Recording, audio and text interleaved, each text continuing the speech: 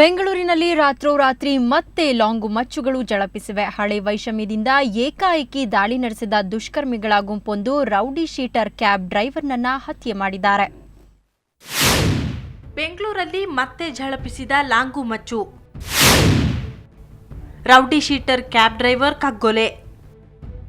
ಬೆಂಗಳೂರಲ್ಲಿ ಮತ್ತೆ ಲಾಂಗು ಮಚ್ಚುಗಳು ಝಳಪಿಸಿವೆ. ಭಾಷಾ ಅನ್ನೋ ಕ್ಯಾಬ್ ಡ್ರೈವರ್ನನ್ನ 8 ಮಂದಿ ದುಷ್ಕರ್ಮಿಗಳು ಹತ್ಯೆ ಮಾಡಿದ್ದಾರೆ.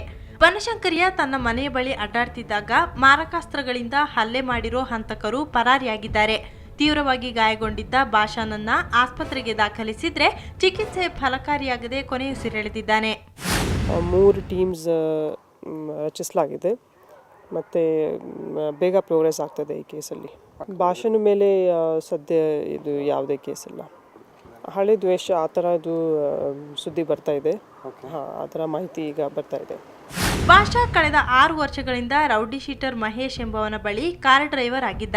ಸಹವಾಸ ದೋಷದಿಂದ ಸನ್ಯಾಸಿ ಕೆಟ್ಟ ಎನ್ನುವಂತೆ ಭಾಷಾ ಕೂಡ ರೌಡಿಗಳ ಜೊತೆ ದ್ವೇಷ ಬೆಳೆಸಿಕೊಂಡಿದ್ದ.